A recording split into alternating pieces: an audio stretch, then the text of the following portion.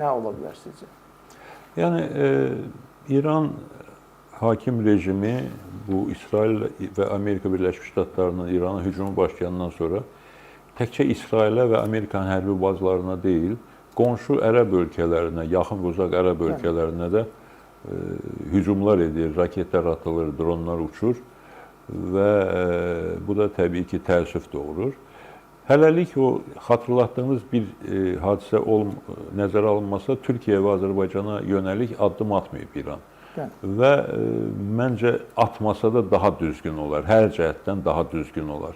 Əvvəla ona görə düzgün olar ki, Azərbaycan və Türkiyə bu mürəkkəb vəziyyətdə müxtəlif aspektli fikirlərə, yanaşmalara baxmayaraq, bu məsələlərə birbaşa qarışmır. Öz ərazisindən İrana qarşı hücuma hər hansı bir şərait yaratmamaq haqqında öhdəlik götürür və öhdəliyə əməl olunur.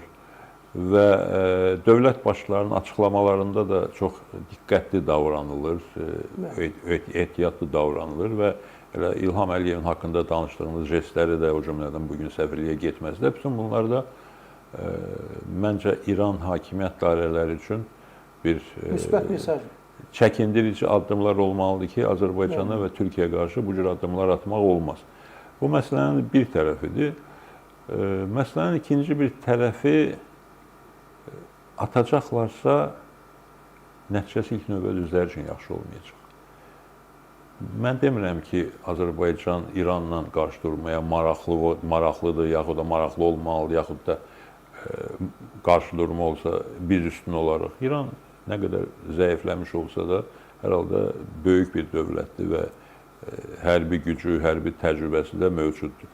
Amma Türkiyə amili var və Türkiyə ilə zarafat eləməyi heç bir dövlətə, o cümlədən İrana da məncə heç bir ağlı başında adam məsləhət görməz.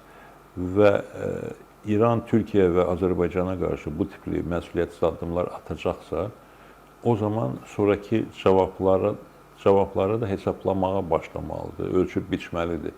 Bu hansı nəticələrə gətirib çıxara bilər. Xüsusən də indiki çox çətin bir vəziyyətdə olan İranın bu məsələdə diqqətli və qonşuluğa uyğun mövqe tutan Azərbaycana və Türkiyəyə qarşı bir addım atması beynəlxalq hüquqa da ziddir, qonşuluq münasibətlərinə ziddir, eyni zamanda İranın özü üçün ciddi mənfi nəticələrə gətirib çıxara biləcək bir addım olar.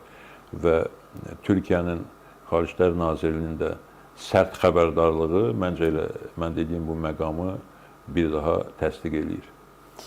İsa bəy, təşəkkür edirəm. Bəs